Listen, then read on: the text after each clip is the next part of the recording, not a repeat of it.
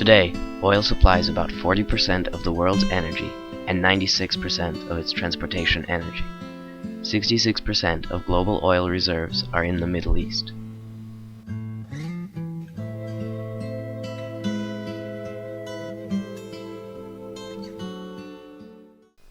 Conflict.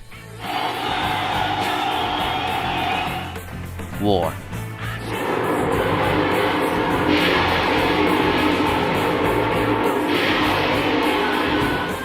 Religious fundamentalism. Foreign intervention. Oil. As hundreds of oil wells blazed across Kuwait, the president issued a final ultimatum. Terrorism. According to Gulf broadcaster Al Jazeera, the first to receive these pictures, this is Al-Qaeda training inside Afghanistan. Iran aggressively pursues these weapons and exports terror, while an unelected few repress the Iranian people's hope for freedom. Since the Islamic Revolution in 1979, Iran has been the pinnacle of anti-American sentiment in the Middle East. Why is there so much hostility in the region? Dr. Mohammad Mossadegh, a nationalist and secular reformer, was democratically elected in Iran and was in power from 1951 to 1953. Does his legacy represent a glimpse of hope for those who aspire to stand up for democracy in the region?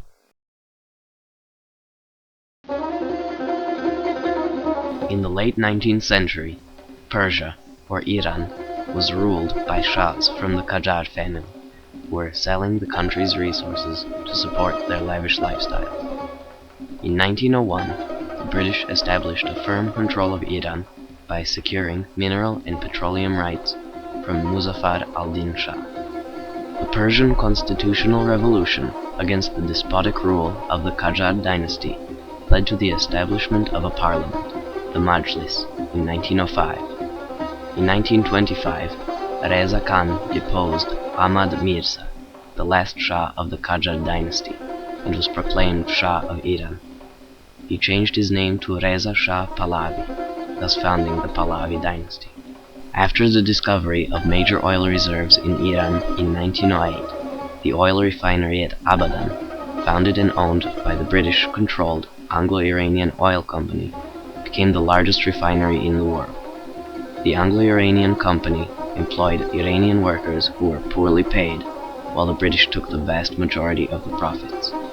In response, strong nationalist sentiment was brewing in Iran.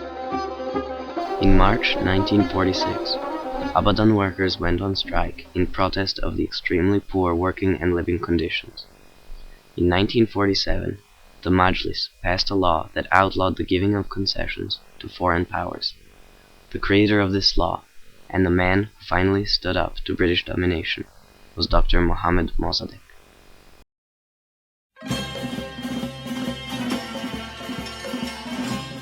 Mossadegh was born on May 19, 1882.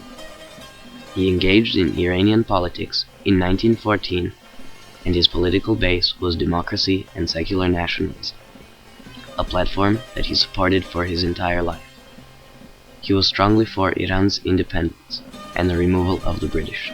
After the passing of the Bold Law in 1947 that limited Britain's power in Iran, Mossadegh created and supported the Oil Nationalization Bill of 1951, which nationalized the Anglo-Iranian Oil Company.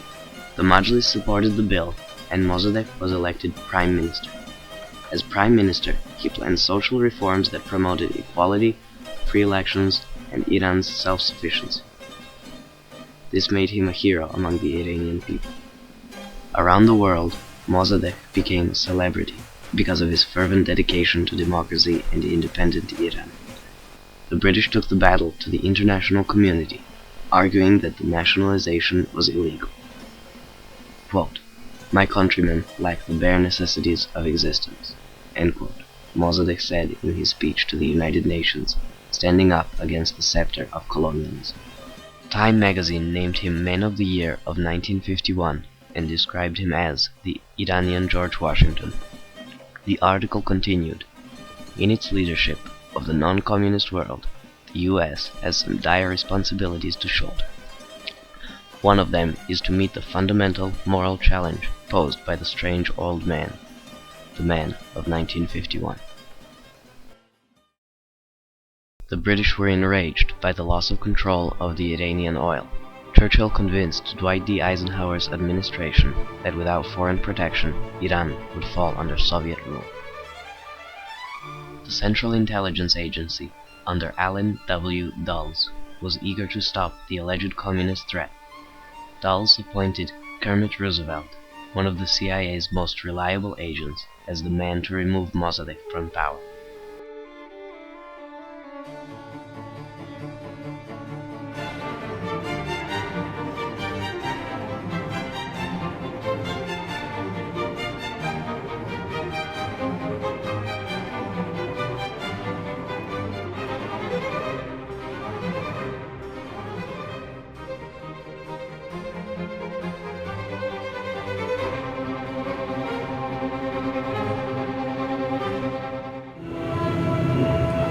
Overflow Tehran, capital of oil-rich Iran. Furious followers of Prime Minister Mossadegh topple a statue of the young Shah's father screaming "Death to the Shah" in 2 days of bloody rioting. The frenzied crowds demand that Shah Mohammad Reza Pahlavi, who has fled the country, be returned and hanged.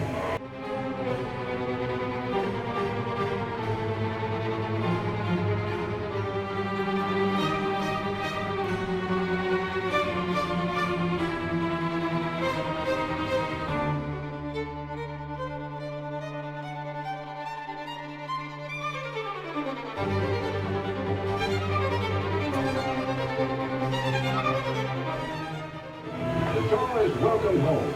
Arriving, he murmurs, "I cannot conceal my immense joy," as his jubilant followers tender their adulation. By the end of the day, the crowd and the Shah's military overthrew the government and reinstalled the Shah as the absolute ruler of Iran. Mossadegh was arrested and convicted of treason. The man who stood up for democratic, independent Iran died in house arrest in 1967.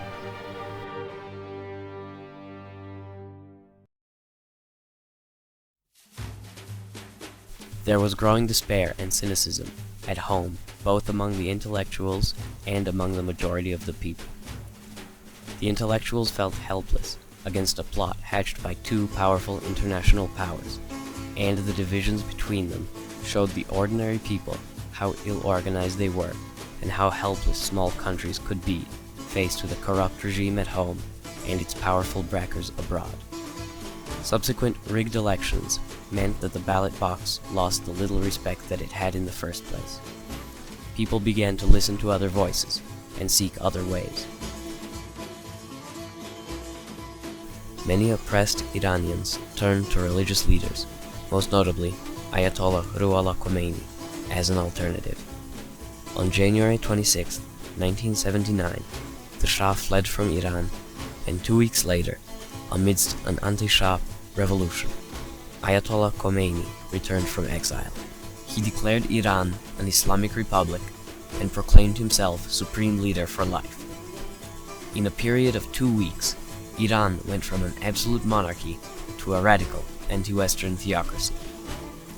On November 4, 1979, Iranian Islamic students stormed the United States Embassy, taking 66 people, the majority Americans, as hostages. The Islamic Republic of Iran openly supports fundamentalist and even terrorist organizations. In the State of the Union address in 2001, President Bush named Iran as a member of the Axis of Evil, along with North Korea and Iraq. States like these and their terrorist allies constitute an axis of evil, arming to threaten the peace of the world.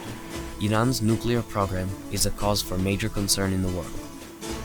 Iranian religious conservatives are using outside threats to gain popular support because of the people's desire for independence.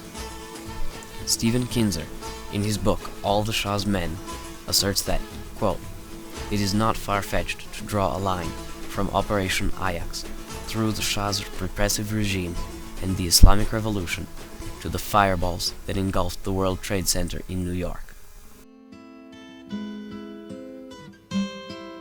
Had the democratically elected government of Dr. Mossadegh stayed in power, would the history of the Middle East be less violent? Dr. Mohammad Mossadegh is now an idol for many young Iranians who long for freedom, independence, democracy, and peace. Will Western powers understand the potentials for a more peaceful future in the Middle East?